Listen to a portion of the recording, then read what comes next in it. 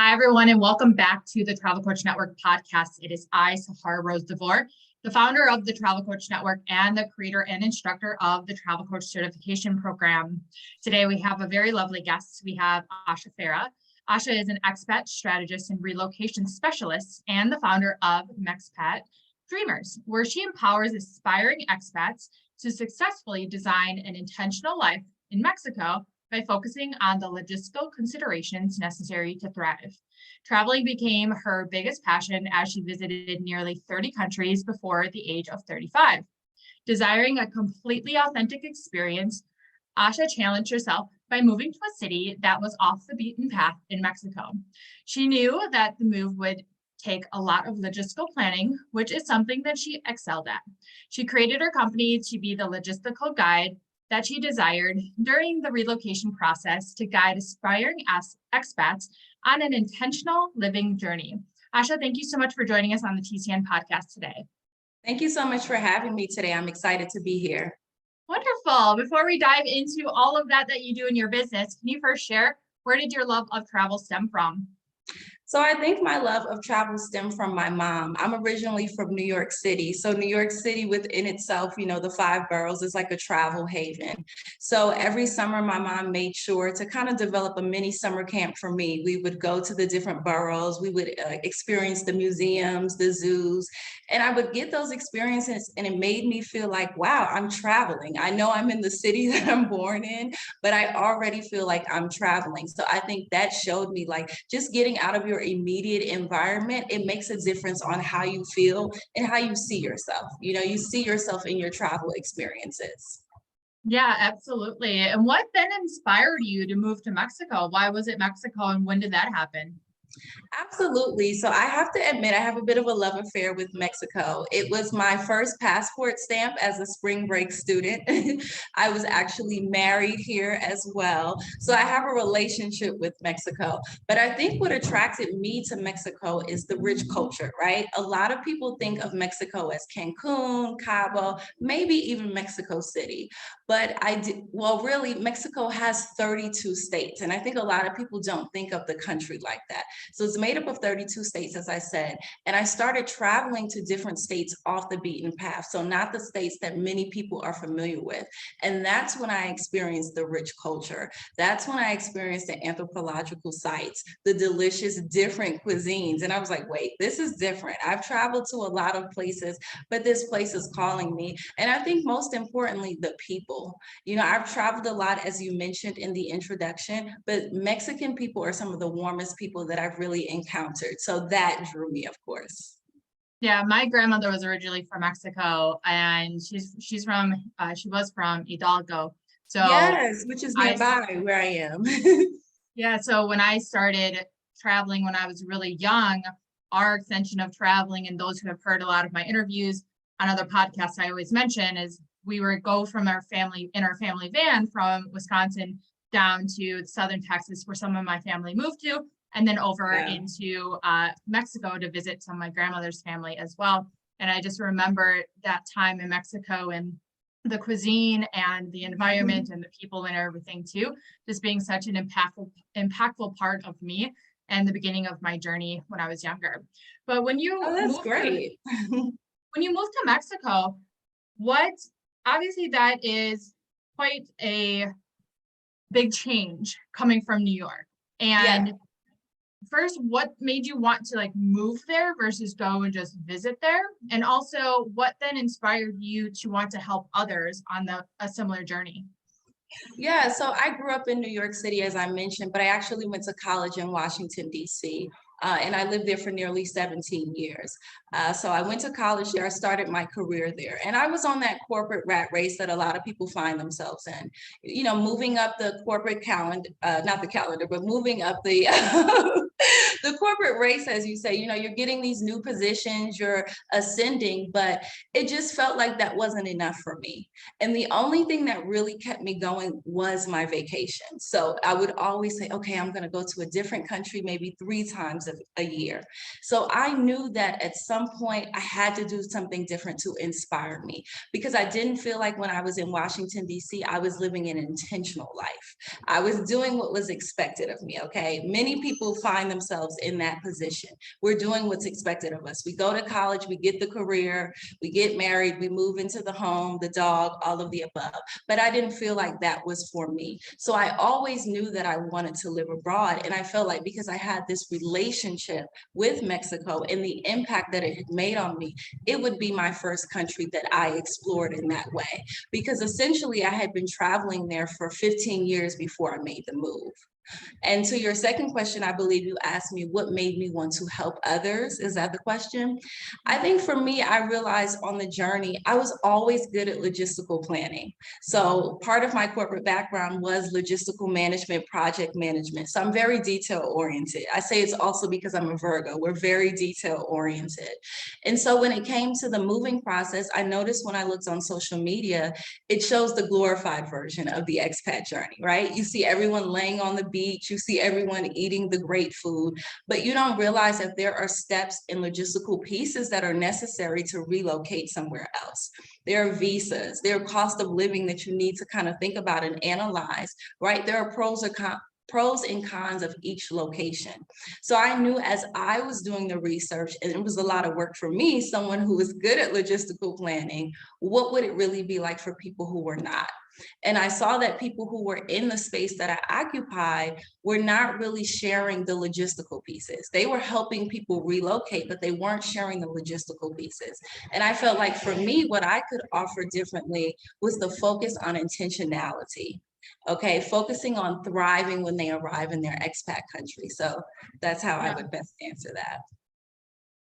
Before we dive further into intentionality, I want to go back to what you're talking about when you're in that corporate kind of circle and, just waiting for those vacations to happen. Yes. And I feel like so many people experience that. Travel is something that everyone to some degree, whether it's vacation in your hometown, just, this escape that we're searching for.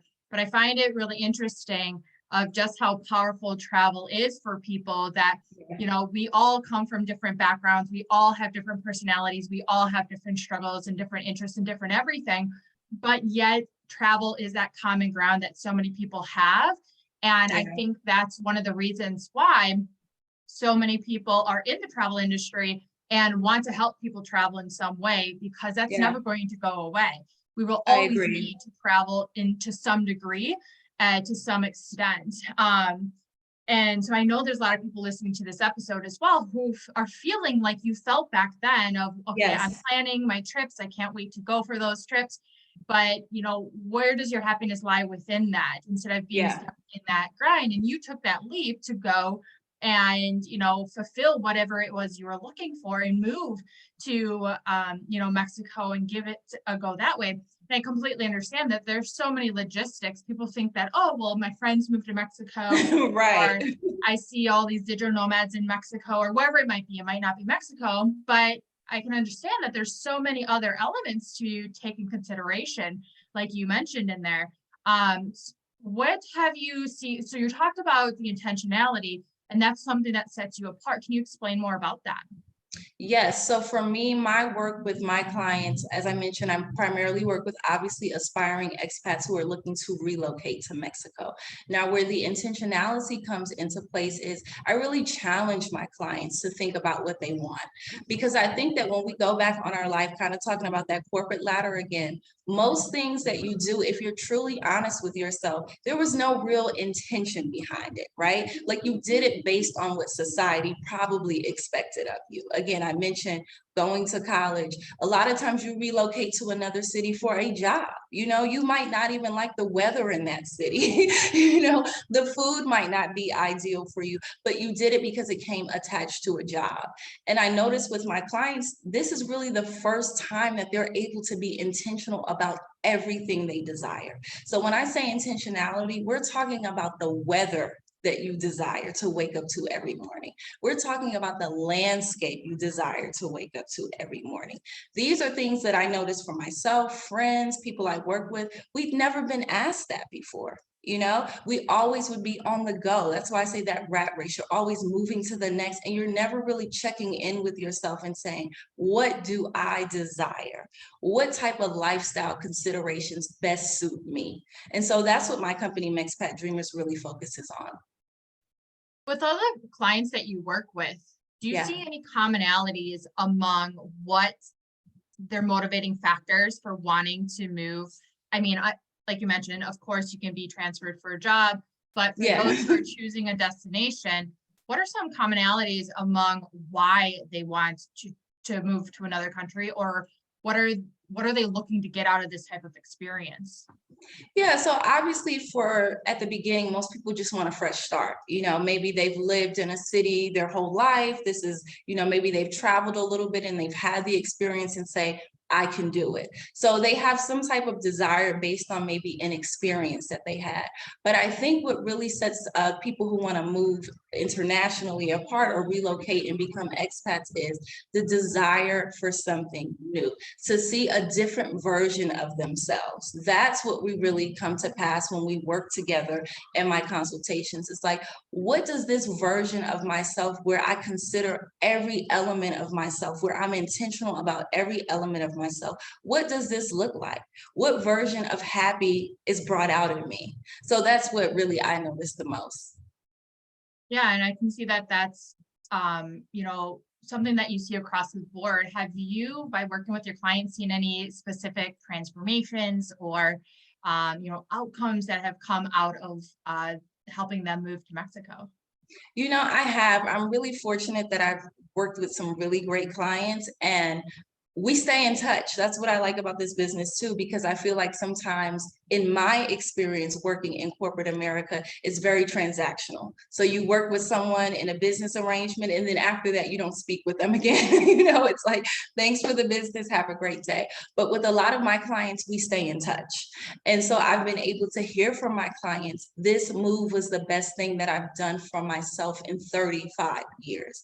When you hear something like that, it feels like it's more than just a company, more than just a service that I'm providing, because it's transformational for them. Like I said, one of the things that jumps out is a client of mine that moved to Puerto Vallarta. I helped her move there. She said, I'm seeing a different version of myself, so much so that I don't recognize myself in the best way possible. I desire different things. I speak differently. And it's like, wow, you know, when you really think about like a move can transform someone like that, that's really powerful. Yeah, and I think that speaks to the power that travel itself has. So being in new environments, immersing in other cultures, getting out of your Yes. comfort zone, breaking your daily routine, all these things that travel, even a vacation, can do for you is so, so beneficial for our physical, mental, emotional, spiritual, overall well-being. And I think that's why you're hearing those results from many of your clients. Are there specific, can you give us some examples of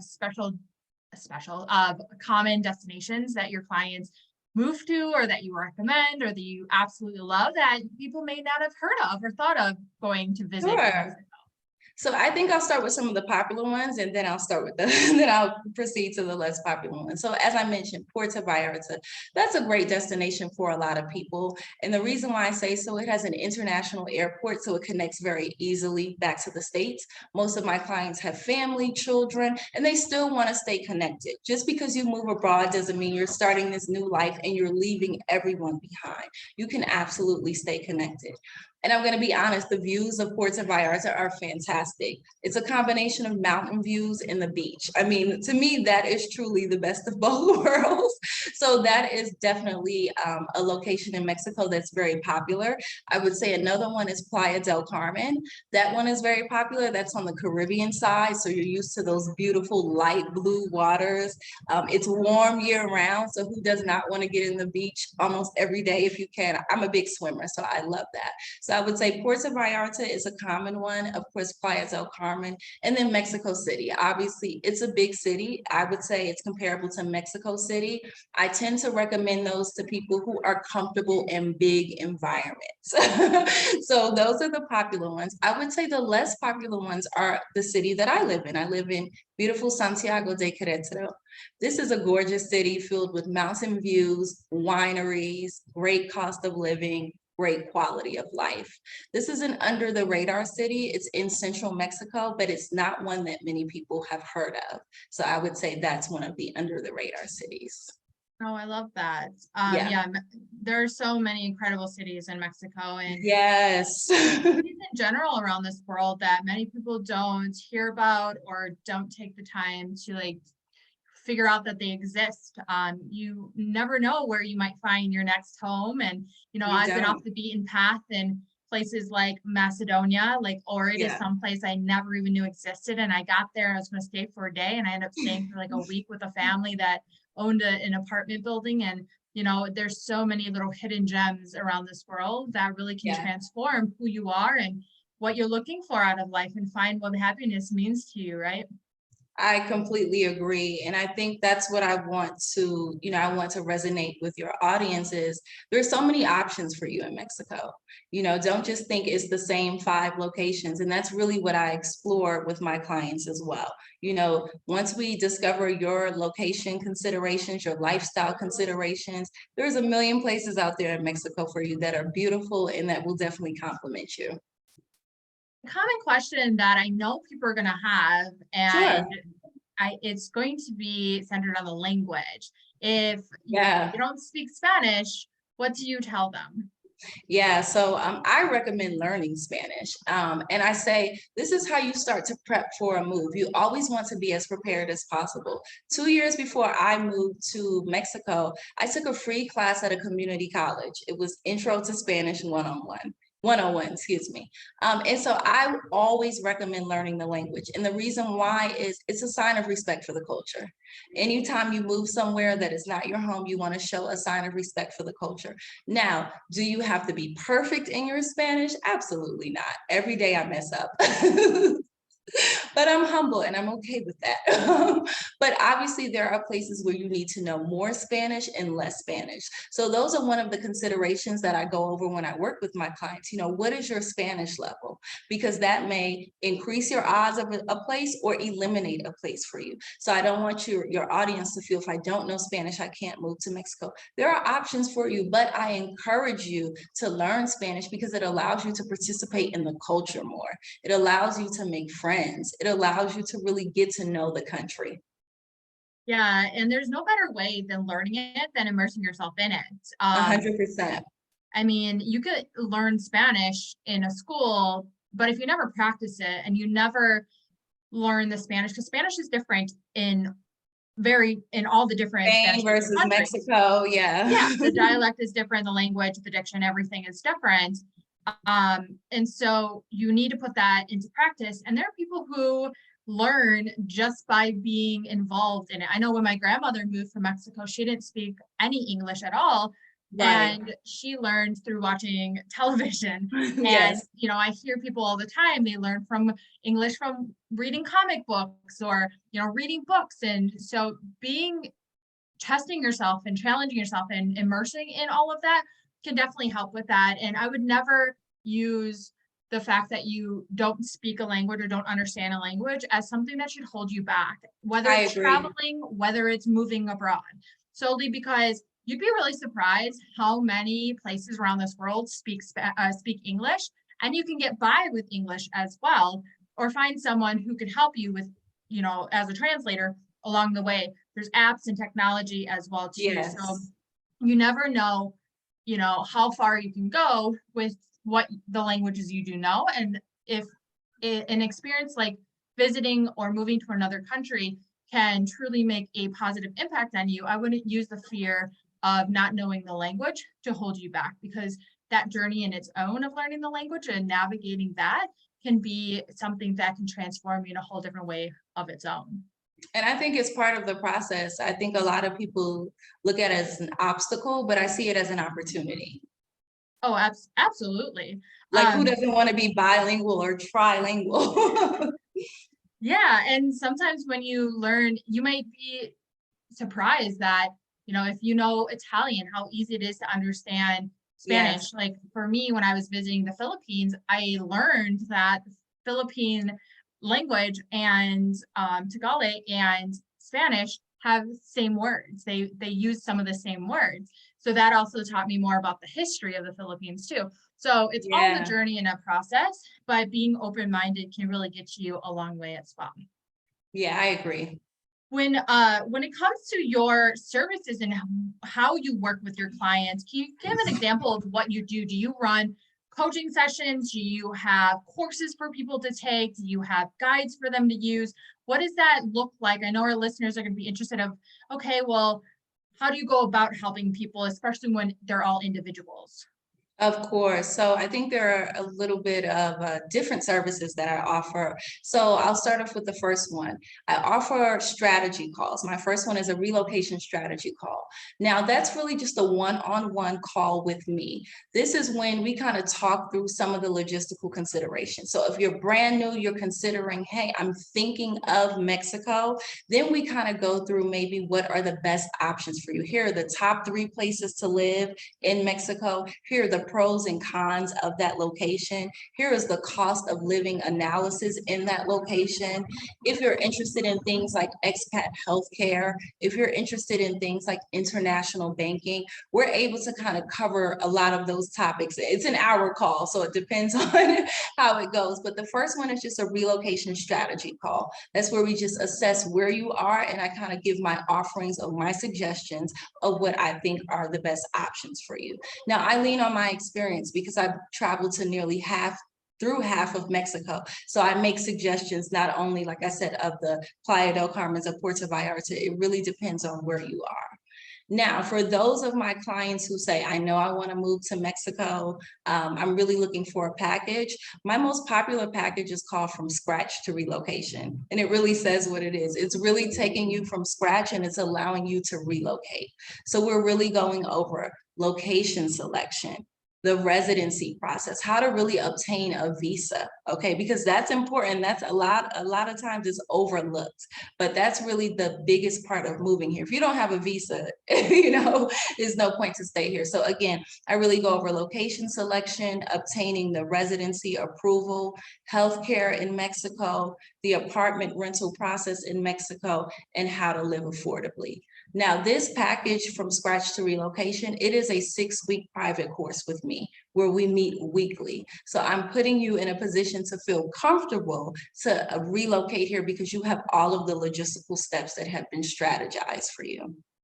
And then the last package that I'll talk about are my relocation tours. So these are people that I'm working with who say, you know what, we've decided Puerto Vallarta is the place or Mexico City is the place. Now I'm gonna give you a boots on the ground experience, okay? So you come down here for 3 to 5 days. We're going on neighborhood tours. We're looking at apartments that are available, grocery stores, all the logistical steps to make you feel comfortable for when you get out here. Yeah. I love that. I love that you have different tier options based on the client's needs and meeting them where they are in their process. Yes. And that's really smart from a business standpoint, is to break up your abilities into different tier options as well. Yeah. Thank you so much. I want to meet people where they are. There are some people who just need that first hour. There's some people who need a course, and then people who want to come out here. So yeah, no, I totally get that. Well, Asha, thank you so much for joining us. And as we come towards the end here, a couple more things. Can you let everyone know where they can learn more about you, find and follow you?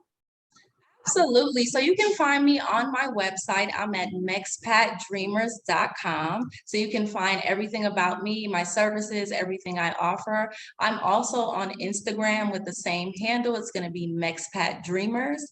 And lastly, you can find me on Facebook as well under the same name, Mexpat Dreamers.